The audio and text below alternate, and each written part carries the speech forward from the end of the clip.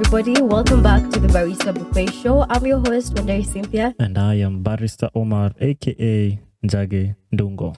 Happy new month. And in today's show, we're going to be talking all about awareness, all aspects. Okay, do you know yourself?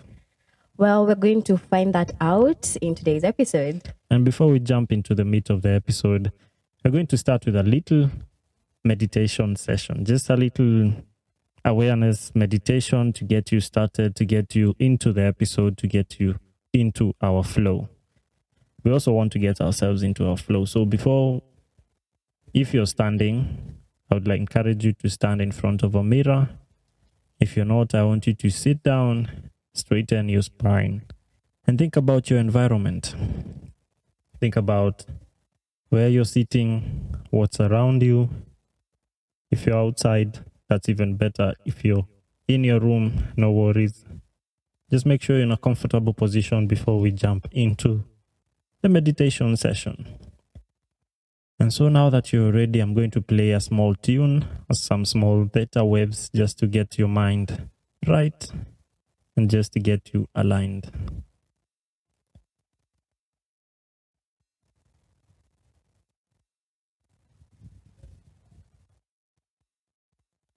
And so I want you to close your eyes and take a deep breath in through your nose and out through your mouth.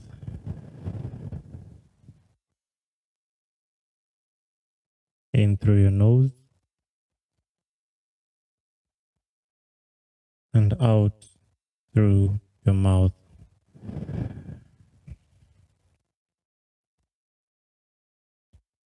So as you're seated there, I want you to think about your body. Think about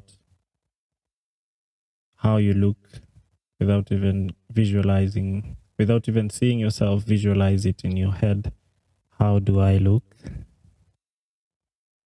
How do I feel about how I look?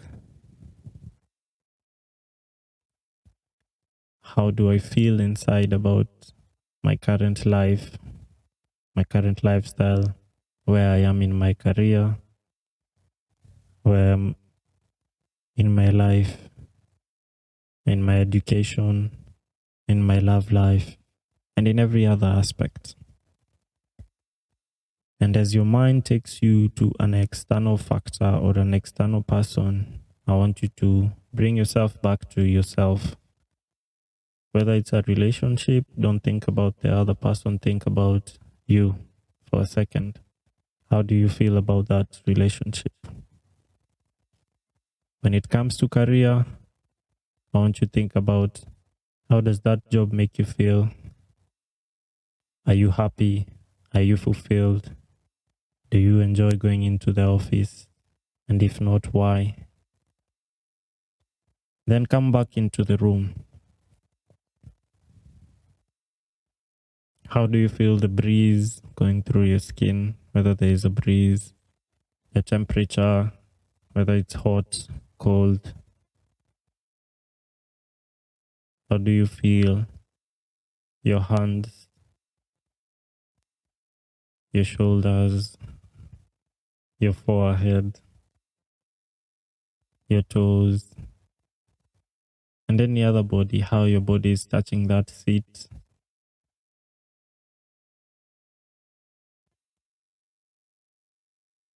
And then I want you to focus back to your breathing. I want you to take one deep breath in through your nose and out through your mouth. In through your nose and out through your mouth. And as you open your eyes, let's hope that you like what you've seen in that meditation session today. Otherwise, we're going to jump into the episode. and see if we can help you be more self-aware. Wow. Thank you so much, Njagi, for that awesome meditation. You see, the thing I love about meditation is that you can literally do it anywhere you are. You Yeah. can take 5 minutes in that moment that you're feeling like your head is crowded with so many things. And after those 5 minutes, you immediately feel better. You immediately feel more alive. So, yeah, thank you. You're welcome. And see you on another meditation session next week.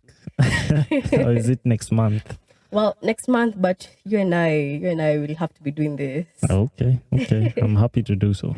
Alrighty, so we're going to jump straight into the episode, and it's going to be more of a conversation. I want to hear what Njagi has to say about this. I also have some things I have to say about this, and of course, we have some facts, right? We have some research that was conducted. So I'm going to hand it over to Njagi to read one paragraph from that, and then that's going to be like the basis for our whole conversation. And yes, we will be sharing this document or book with you guys. So I'm just going to start by reading the first paragraph, which says, "We talk about people as if they are self-conscious, and of being so as a necessary condition for being a person.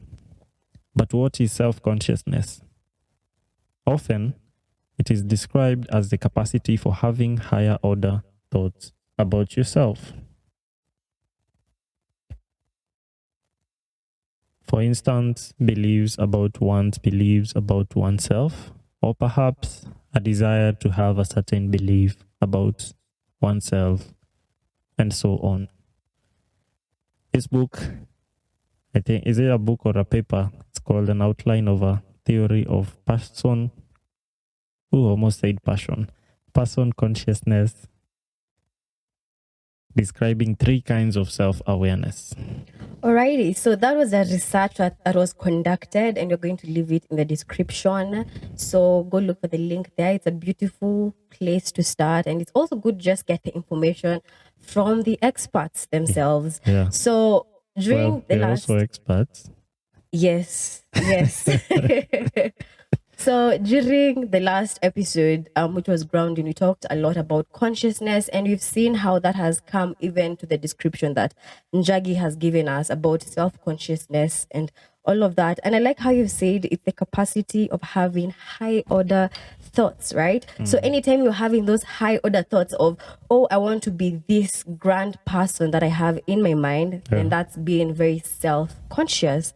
But now being aware, and this is where I'm going to give my explanation on what I believe being aware is from my perspective. And for me, I believe being aware is being in constant introspection of yourself, how like you're describing during the meditation, introspecting yourself in terms of your career, in terms of your health, in terms of your friend group, in terms of your all aspects of your life, right? So it's being in constant introspection. Just don't say that, oh, because I've reached this age that I can no longer like be introspecting, so it's being in constant introspection and not judging what you're going to find inside there, because once you start introspecting, you're going to find a lot of things. So it's just being an observer, right?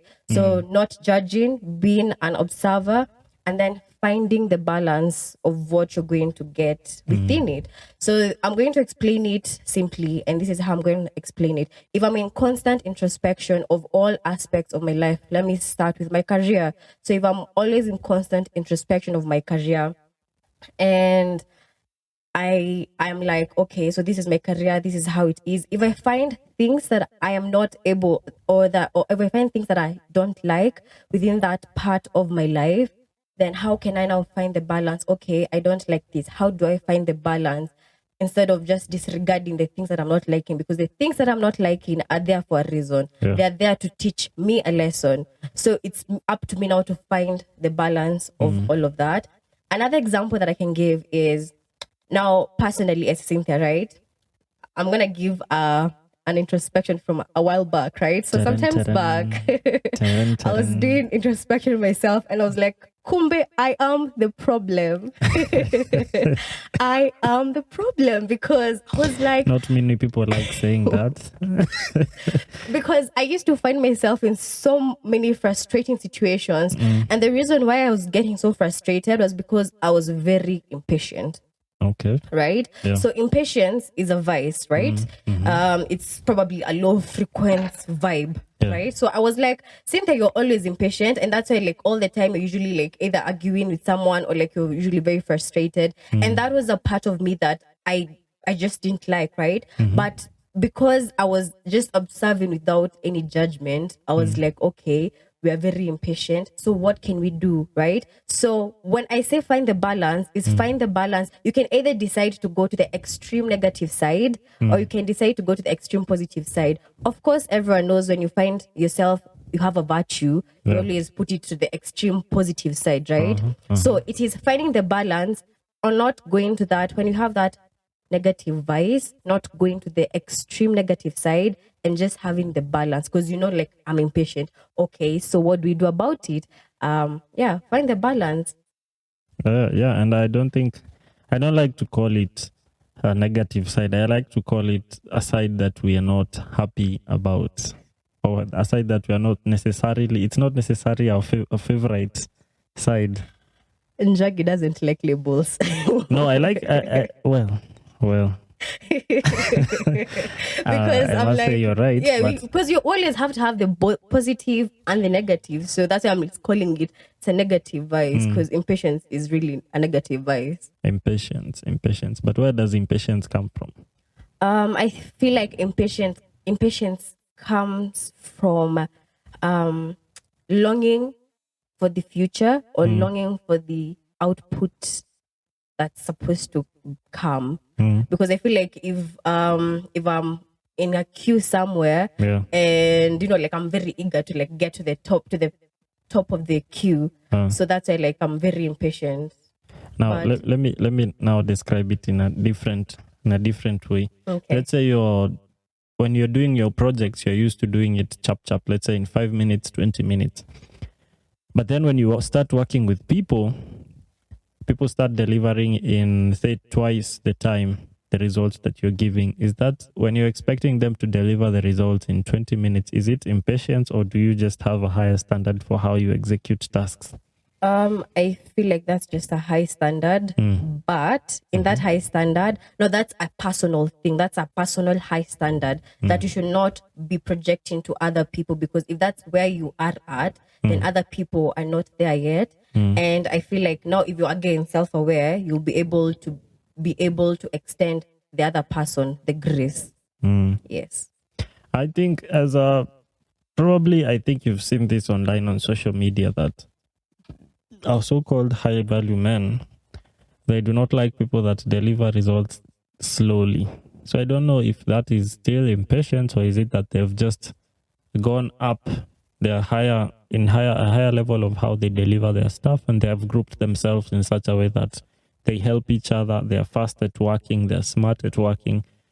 So we can't say they're impatient with other guys that are not on that level. They've just decided, this is what we do, and this is what you guys do, so we are going to keep it a tight-knit situation, and then we're going to leave you to your slow working state. I concur with you, and actually, like, that's okay for them, because that's where they are at in life, because life is cyclical. So maybe for them, that's the stage that they are at, so you can't really compare the person who has not been doing that for 20 years, because I guess like if they've been doing that for 20 years, then they already like know how to do things in a certain manner, which is very fast, right? But you cannot compare that with someone who's been doing it for 5 years. So I guess it's just understanding that we are all at different stages, and just coming to terms with that. Again, you need to be very self-aware. So I'm going to ask you, because I gave my explanation on what I think awareness is.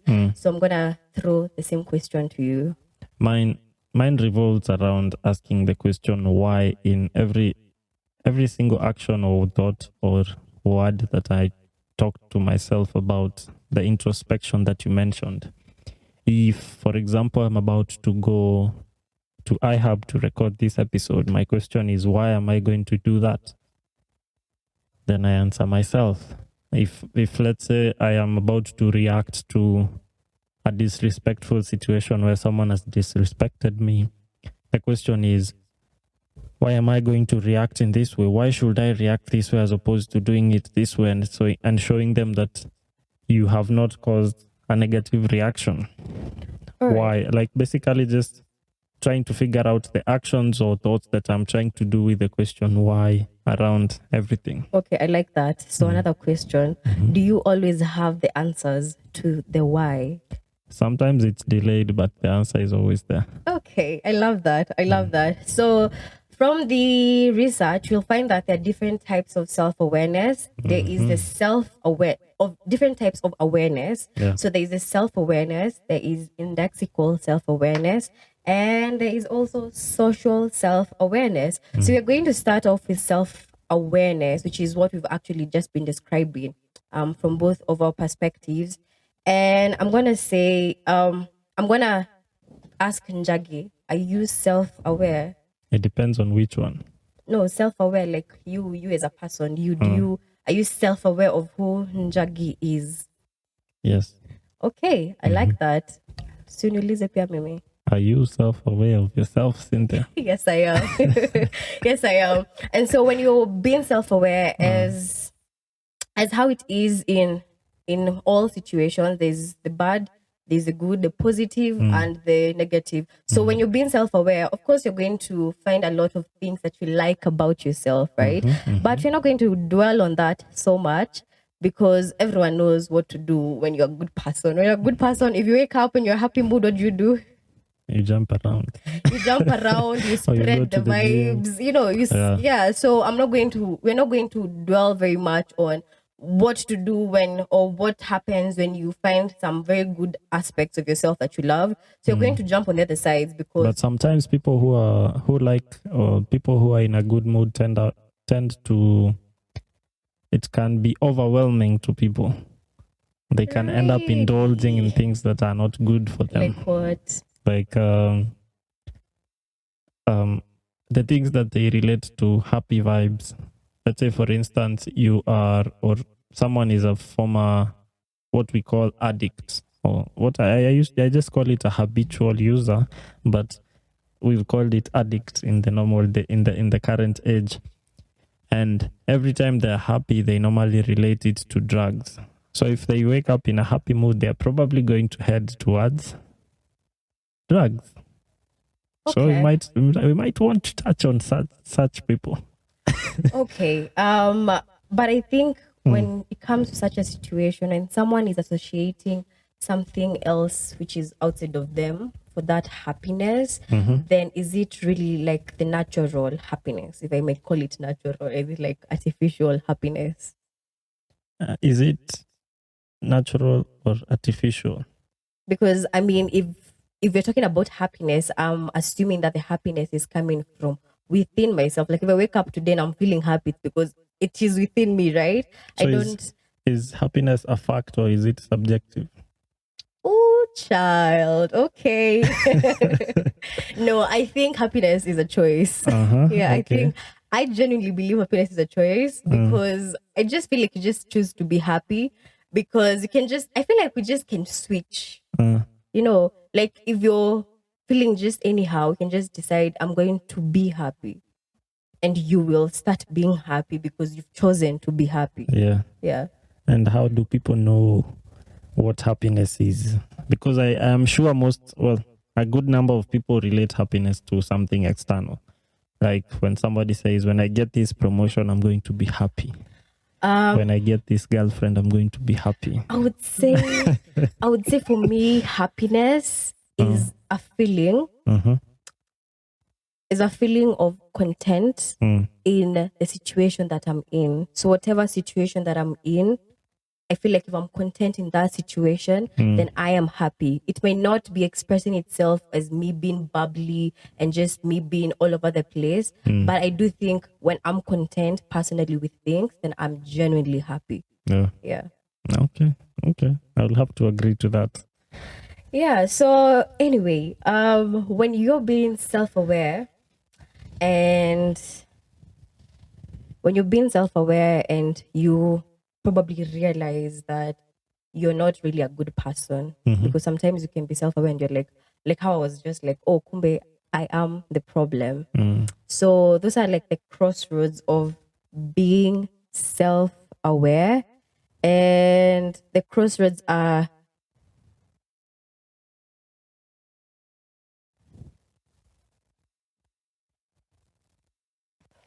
Mm-hmm.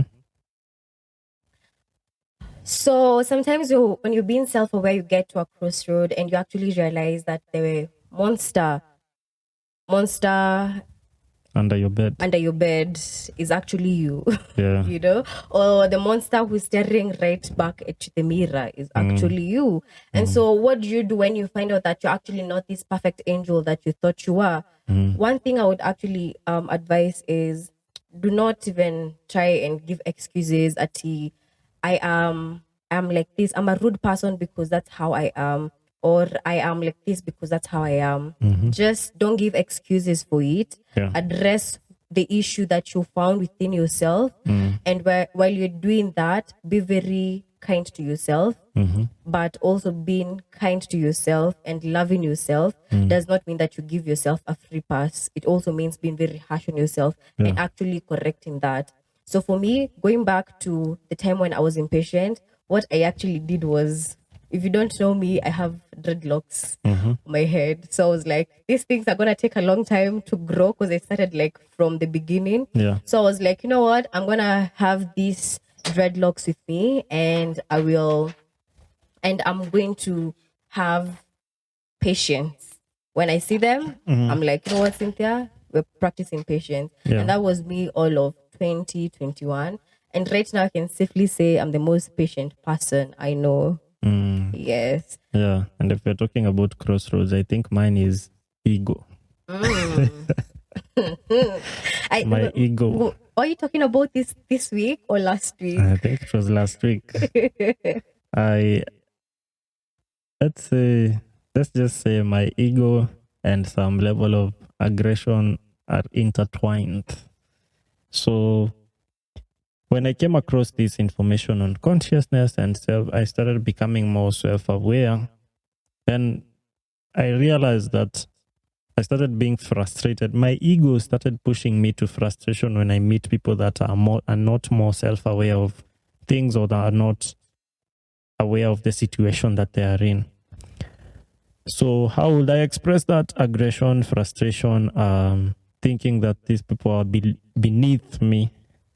I think at times my mind used to self-diagnose and call it superiority complex. I thought I was better than everyone. Well, not everyone, majority of the people. But with more doses of self-awareness, I was able to, work on it, meditate, calm down, and realize that people people don't have the information. Just like before, when someone shared the information, and this is how I started becoming more self-aware and started realizing things I do, words I speak to myself, how thoughts are, and all this, how it is all related to how my life is playing out. Then I realize it's much better to come and share this knowledge with people and let people work on their self-awareness, because as within and so is without. If you have problems outside, how you express yourself with people and how you talk to people is because it's just a reflection of what you do to yourself on the inside. On the inside. Yeah. So it seems probably I was a bit more frustrated about how I handled things, or how I thought I was better than myself. Let me just say that. Better than yourself. Yeah. I don't know if it makes sense. Better than your higher self. No, I thought my higher self was better than me And in the current state. So it's that there was some form of friction between what I want to be, or that image that I have of myself, and the image that I see in the mirror. There's a difference. So there was some friction. I was feeling frustrated that I am not here yet. So, yeah. Oh, child, I like how you've said everything, because it just seems like how you've explained everything. is just, you are just reflecting, Mm. right? When you're being very frustrated by people, it was because of what was happening within yourself. Yeah. That's why you're putting it outside here and being frustrated on other people. Mm. All right. And also, just to mention, having an ego is not a bad thing. Yeah. Sometimes ego is a very good thing. Explain. Sometimes your ego is the one that will ask for more when you get less than you deserve. Mm-hmm. For example, if you go to a job setting and they're offering you a percentage to pay, and they're like, you deserve that, right? But your ego is like, no, we deserve better. More. Yes.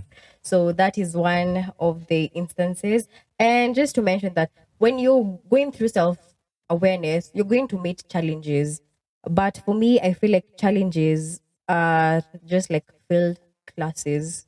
Once you find a challenge, it means that you've not passed that class. So you have to learn the lesson from that challenge. And then once you've figured out the lesson, repeat the class. It might be in a different setting, might be like in a different, condition. And then if you've learned your lesson, you can go to the next part of your life. Okay.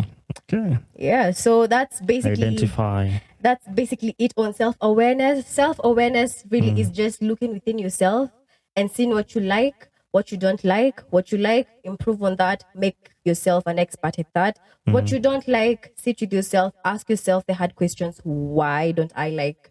Why am I like this? Why is this happening? Why? Ask the questions, the hard questions. Be very honest with yourself. And then after that, you basically find the balance, find the person you want to be. If you want to continue being the person with those ugly parts of yourself, well and good for you. But if you want to be a better person, then you find ways in which you can maximize that. So Before we jump into the next one, there's a fun fact that we want to share. Fun fact. This world is a bit strange. And since we're talking about self-awareness and words and thoughts and how they relate to your normal day, Cynthia, did you know that mourning actually sounds like mourning, the one for people crying because we've lost someone? So when you tell someone good morning, it's not good to tell someone good morning because you're probably wishing them a good morning session, it's like you're celebrating the fact that they have lost someone and they are mourning about it. So for some people, including myself, grand rising may sound better than good morning. And it's weird. And I think there's another sound that is also related to mourning. But we're going to leave that one and let you food for thought. There's another mourning around there. But anyway, food for thought. Food for thought. Enjoy yourself. I hope that fun fact educated you on something new. I don't know how you tell someone grand rising in the morning. It sounds a bit like we're in the 1800s. Not even the 1800s. It sounds like a fictional movie. I don't know. It just sounds grand rising. Namaste. Yeah. It's too zen for normal people. Yeah, but I love it. Anyway, we're going to jump into something called indexical self-awareness. And I'm going to read a small quote from the book that we have shared in the description section below. So just make sure you go read all 30 pages after this. Yes, it's good to read books, and you should join TFC Frolicking to read more books. So this is a book I've shared with you. Indexical self-awareness involves an experiential, I like that English, grasp of oneself as a causal power and also a conception of one's position in relation to other objects in the context of action. One experiences the world as distinct from oneself and the object in it as items that extend over time. This means that the subject, among other things, grasps the notion of object permanence. That's a lot of English. It's a lot of English actually, and it's heavy words, huh? A lot of words. Yeah. So basically what we're saying, indexical self-awareness is you or me recognizing that the things I am a cause for a number of things. We basically have causal power, and also my position in relation to other objects in the context of action. Let's say we are having a conversation with someone and we are in disagreement or we are agreeing. How I react or how I act with this person, that's indexical self-awareness. Me recognizing how I am acting, how I am reacting, that is indexical self-awareness. So it's intertwining your own self-awareness with objects and people around you. Yeah, I think English is becoming difficult by the day. So this is me recognizing my relationship with English.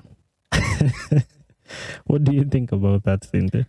I think for indexical self-awareness, I think how I have understood it is basically awareness based on external beliefs.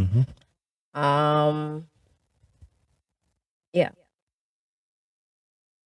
Just that we don't have we are used to you as your audience. We are used to being the what do we call you?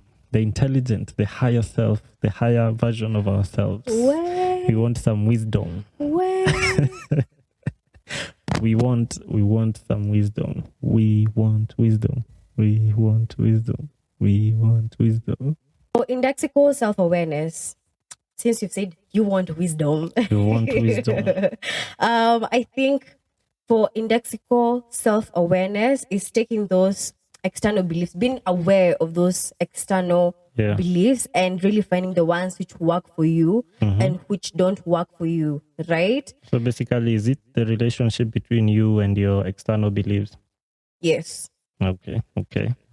Because I feel like if I was brought up in a situation where probably like poverty was the cause, like it was the only foundation thing, then growing up, I'm going to associate finding money or finding ways to find money very hard because my belief, the external belief that was there when I was growing up was finding money is hard, right? So yeah, I feel like indexical self-awareness is associating your own self-awareness with the external factors and finding what works for you and what doesn't work for you, because some things will work and some things will not work. Yes. Okay. But at the core of it, indexical self-awareness involves your relationship with external factors as opposed to what we call detached self-awareness, which you will have to read in the book that we shared. Anyway, so we were discussing indexical self-awareness, and I was thinking, every time you're in a situation where you don't like your boss, what do you do in such situations? What is the most appropriate thing to do in such situations? Because it's you being aware of the fact that maybe you think your boss is a creep. Maybe you think your boss is being unfair. Maybe you think your boss is whatever it is. I personally don't have a boss apart from myself. I only have clients. And I am not frustrated by them because they give awesome feedback. Now, this is the corporate me sharing good information or good feedback to my clients just to make sure I don't lose my contract. Anyway, I want you to think about that. Think about some of your external factors, whether it's work, your relationship, your beliefs, the people around you, the things around you, some of the items in your house. What do you relate to that corner couch? What do you relate to that bed? What do you relate to that cup or coffee mug? What do you relate to other things, and how does it make you feel? And every time you thinking about that, go back to the beginning of this episode and meditate about it. So let's discuss social self-awareness. Cynthia, we want wisdom. Social self-awareness.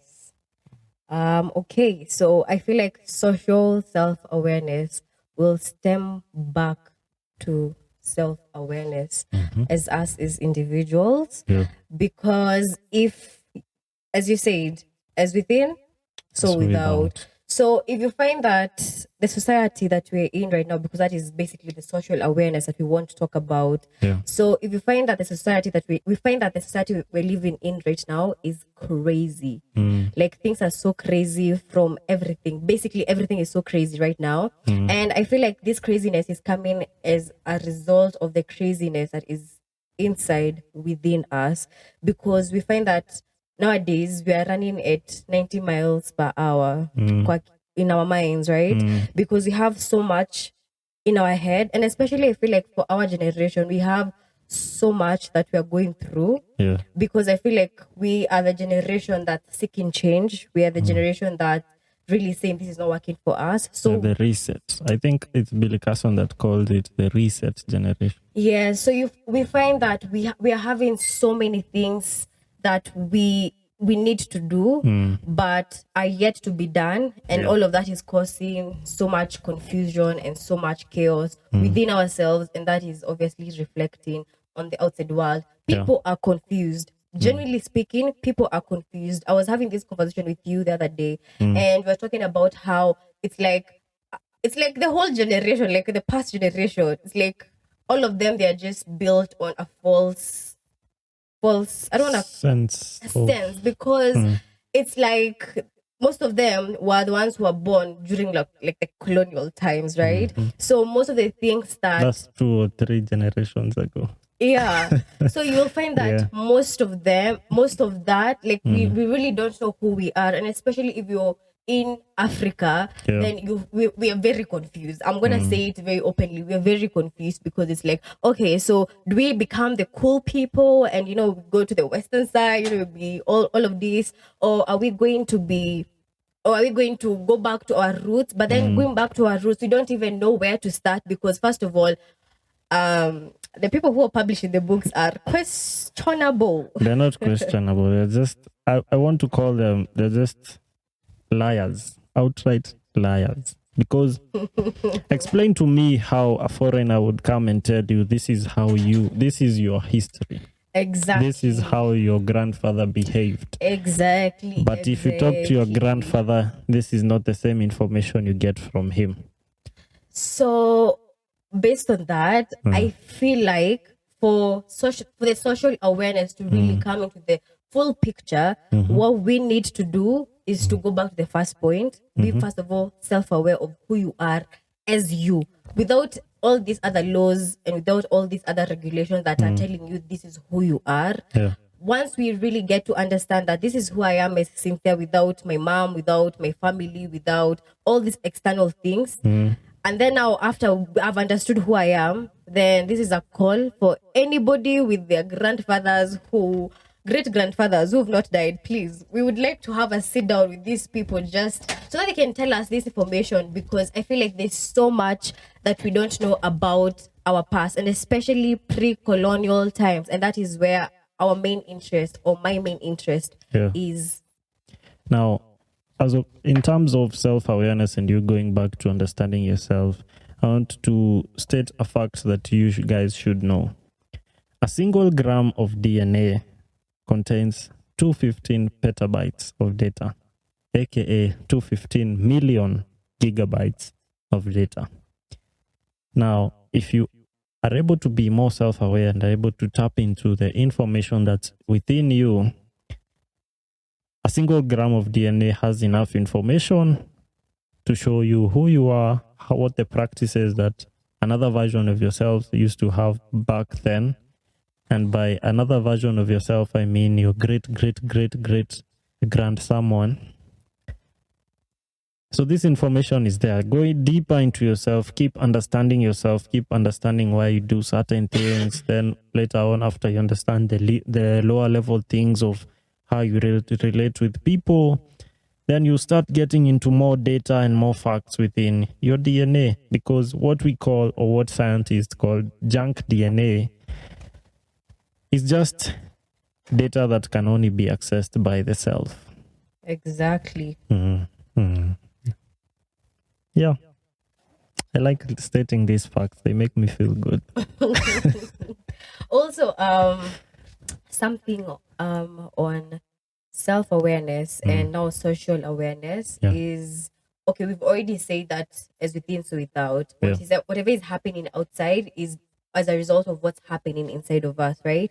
It is also very important to note that we are social beings, right? Yeah. Because if we're not social beings, then I would just be staying in my house without the need for anyone else to come and see me.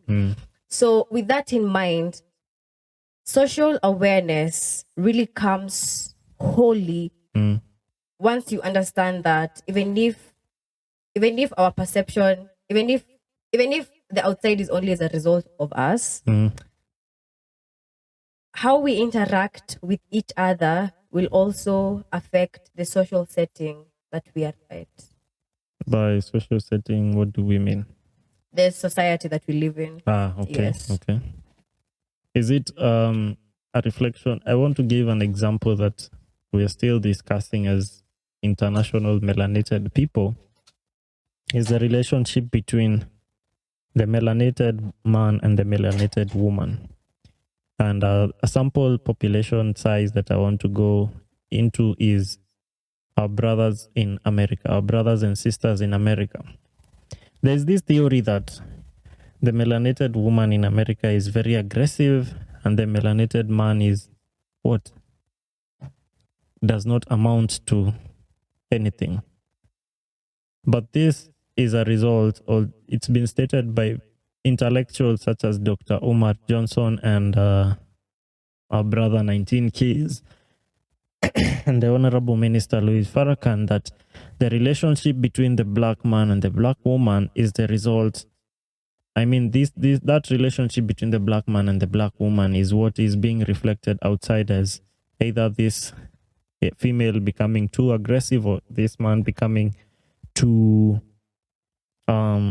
radical or too uncontrolled, is because they together do not have a relationship that's balanced. So they're reflecting that outside, and then here comes the rumors and the fake theories and all that. I think that can also be seen very clearly, like even in Kenya, because most people are like, they prefer, like, if you're talking to like most Kenyan girls, they're like, oh, I would really want to date someone who's not a Kenyan man, Nigerian, please speak directly.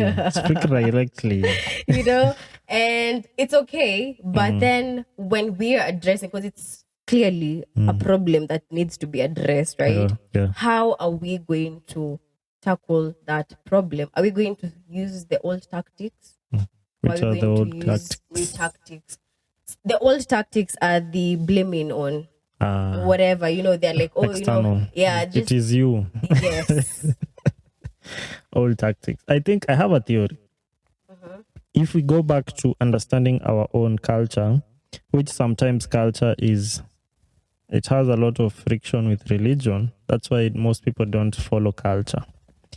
So if we go back to understanding culture and traditions and understanding the roots, principles that we have, not the ones written by foreigners about us, the ones that we have a conversation with your grandfather.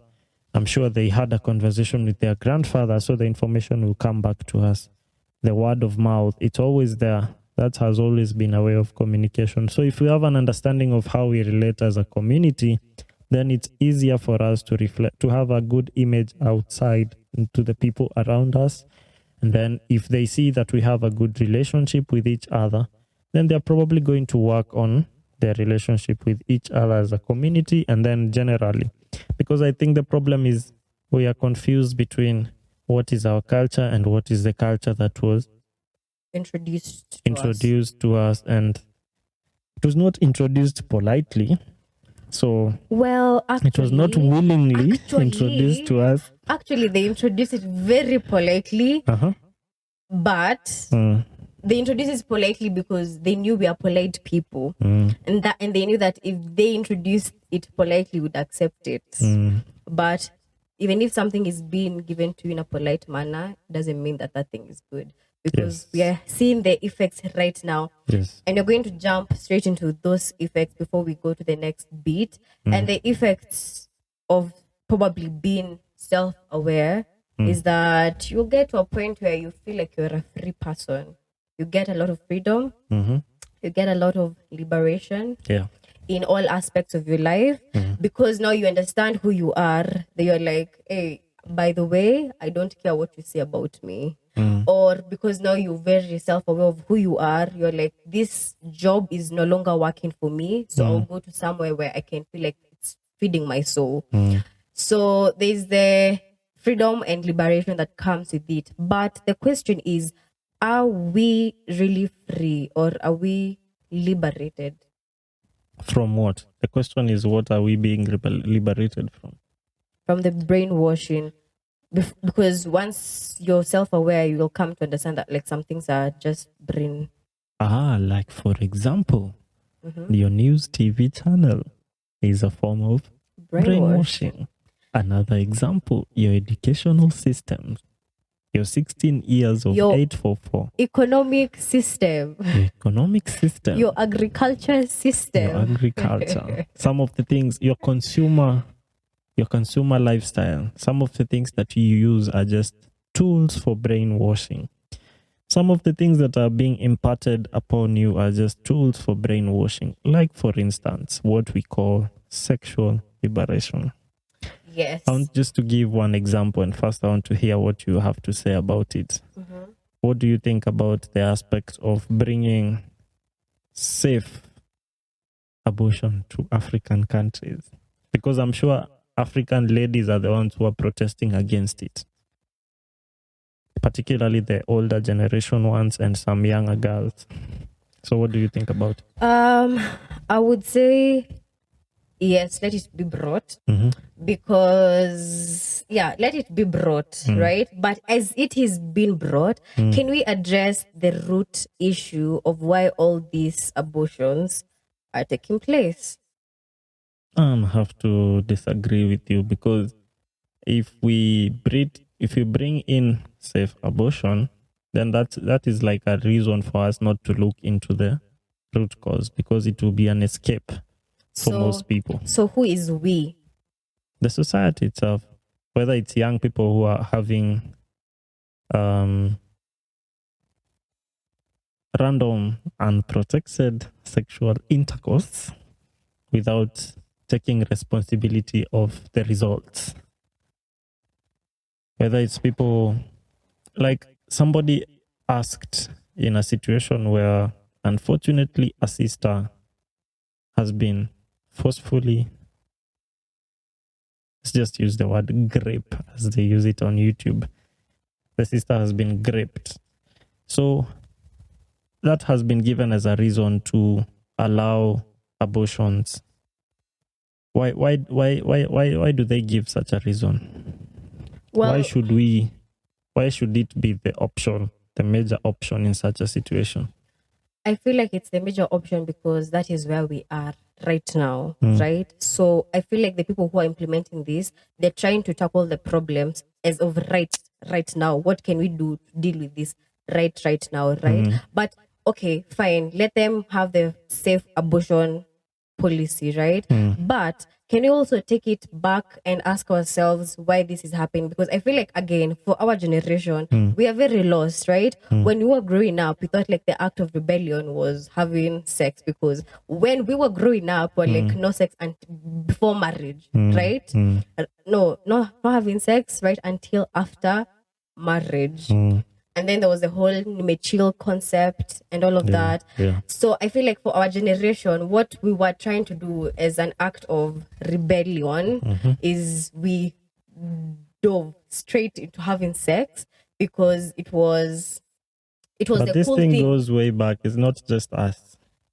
No, but I'm talking about us because I know only of us. Okay. Right? Mhm. So that being said, I would say that proper education, sex educational channels needs to be there, and not from the schools. Let us learn from our grandparents. Let us learn from people who really understand what sex is. Let us And have conversations let us also. have conversations, and not just because, and not just like the conversations that I see nowadays mostly on social media of having sex, and people are just saying Memes. no, that's just liberation. And I don't even judge them because everyone has their own journey, and I'm pretty sure I was also there at some point of my life saying liberation is talking about all those nasty Yeah. things about sex, right?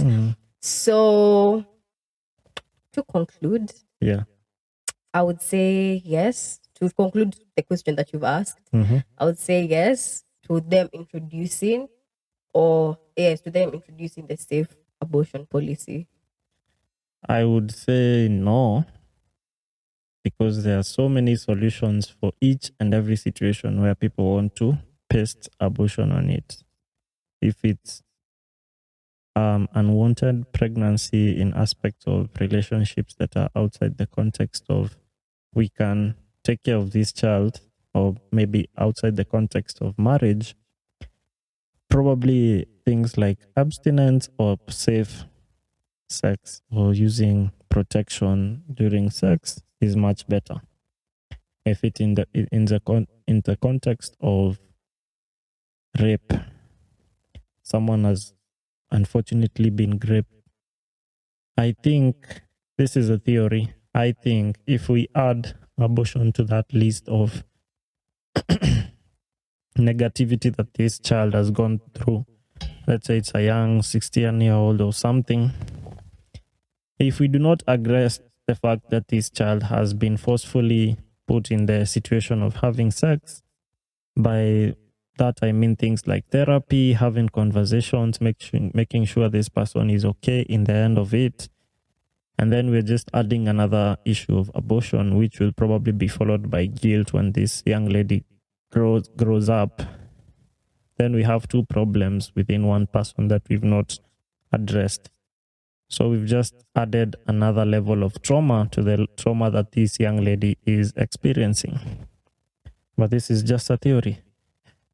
So if we can address these traumas individually and also find a way that us as a community can help with the raising of this child, this result, because one act of violence cannot be followed by an act of murder just to sort out the other one. Because the person in the wrong is not the child. Well. Anyway. I would say let's just leave it to the person who is in that situation. But it should. We can't leave it. We can't leave it. You know why I'm saying that? It's a society thing. It's a society thing, but look at the society that we're living in today. Just look at it. Do you think that it's going to be solved within the next 1 year? Not necessarily 1 year, but we can't just ignore a problem because it won't be solved immediately.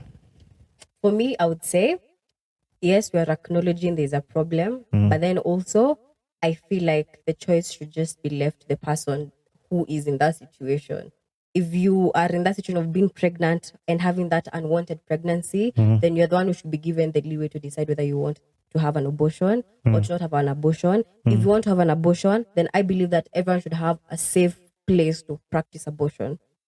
If you do not want to have abortion, then that's up to you. And you know what should actually be done in my perspective? I think now, if you find yourself in a situation where you have the unwanted pregnancy, then you should have like this.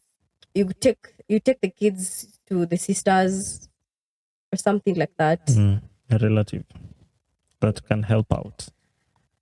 Yeah, but yeah, But today's topic is not that. Today's topic is definitely not that. I think it's easier if we conclude that social self-awareness and social societal situational awareness is a huge topic that requires many multiple conversations that will have a lot of friction while having.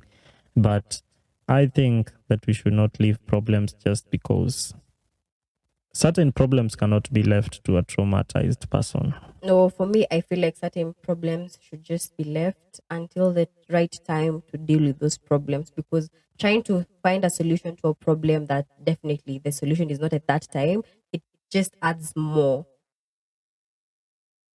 But But then that goes both ways. It goes both ways, whether it's the society trying to find a solution to the problem or the individual thinking that abortion is the solution to the problem at the moment. It means that either way, it can be chaotic. yep. And I think all that just shows us that if we're not self aware, then the community that we're living in just becomes a bunch of many people living in a community that they're not aware of. Because if I'm not aware, Njagi is not aware, the person who's listening is not aware, then we just become a community of unaware. Yeah. So how can we be more self-aware? How to be more self aware, or how to be more aware? Mind your thoughts, because your thoughts create your reality. Mind the words that you're saying, because again, your words will create the reality that you're living in. Yeah. And I'm going to explain this when I say thoughts, right? If you're not aware of the thoughts that you're having, if you're constantly thinking about how the world is unfair, I'm telling you, the world will be unfair, even on the outside. Yeah. If you're constantly telling yourself that you're unable to do something, like let's say right now when you're saying like we are unable to find the solution to this problem, then that is exactly what will manifest in our reality. Well, I think that is what you said. I did not say that. No, but we are going to find the solution. So the thing is, your words and your action, your words and your thoughts create your reality. Thoughts become things. Thoughts become things. Yes. Yeah. And I think when it comes to thoughts becoming things, before we make that transition, there is a little acronym that I shared last week, which is RAIN. R for recognize the thought. A for acceptance, accept that you're actually you have this thought, it is there. Do not fight it, just accept that it's already there. Investigate the source of this thought. Why do I think this and this cannot happen, or this and this should happen? And then non-identify. Do not make it personal. Do not make it part of your identity. It's just a thought. It can come and go. It should come and go without necessarily having you acting upon it. So yeah, that's my little way of being more self-aware in a certain emotional state. Yeah, I love that. I love that. Also, if you're someone who probably don't know what's happening in your mind, I would try journaling. Take a book, write everything that you're feeling, journal everything. Part of the TFC Wellness Challenge, frolicking, journaling is one of them. Sit down, journal everything. If what you've written is not really good words, just tear that paper, burn it, and it's gone. If you're feeling very bad and you want to feel yourself feel good, start writing, by the way. Yeah. Start writing all the good things. Write, draw. If your artistic outlet is drawing, draw something. Most artwork is not necessarily what we see. It's an expression of the artist's emotions. So, or it's an outlet for emotions for the artist. So find your own way of letting this thing out.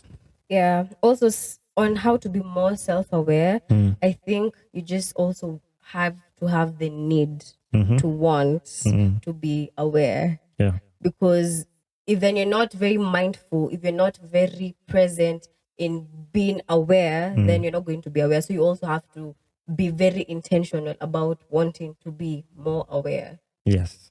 Intentions. And I think intentions have been shared in everything, whether it's prayer, work, everything. Your intentions are the core. Because I think as a Muslim man, as I think it was Mufti Menk who said that